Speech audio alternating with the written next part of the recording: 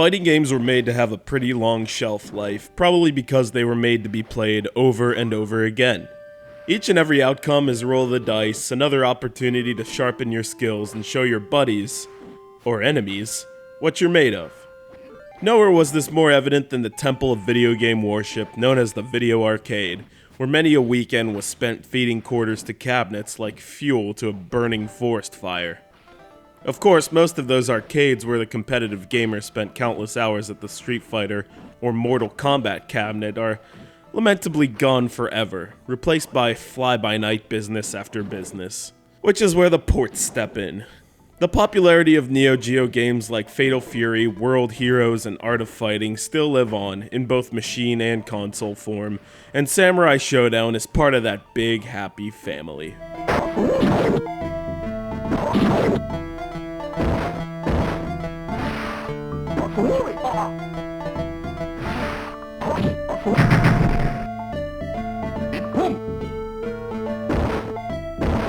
Known as Samurai Spirits in Japan and created by fighting game masterminds SNK, Samurai Shodown was ported to systems like the Super Nintendo, Neo Geo CD, I wonder if anyone has one of those, 3DO, Game Gear, and Game Boy. The Sega Genesis port was handled by Takara, a now defunct Japanese toy company. As with any port, Genesis Samurai Shodown is missing some important things that made the arcade version so special. Let's start with the characters who come from all over the world, from Japan to China, France to, Green Hell.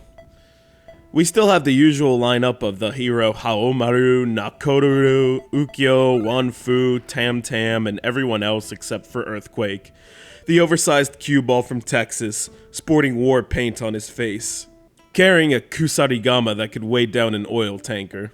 I'd speculate that the reason he was left out was because the battleground was compromised due to the omission of the in-game zoom-ins that are trademark of Neo Geo fighters. And man, he could reach for about a mile with his kusarigama. Even though the Genesis port of Samurai Shodown is somewhat toned down in terms of detail and characters, it's still a damn good fighting game as long as you have a 6-button controller. The detail of the background is vivid and adds to the martial arts feel of the game. The clangs and whacks of blades still rings in your ears after the battle is over, and the dialogue can be surprising at times. I still get a laugh out of Jubei when he insists he isn't related to Yamada-san from Fatal Fury lore. Samurai Shodown's learning curve is affected by how much you know fighting games. The floaty, sometimes confusing fighting controls may take some time to get used to for the less refined fighter. A good way to build up your skill is playing this game with your unassuming friends and being patient as they try to hack away at you. Samurai Shodown is a real treat to play, even if I can't find any Neo Geo cabinets at the mall anymore. Although, I'd probably be stuck on Bust-A-Move if that was the case.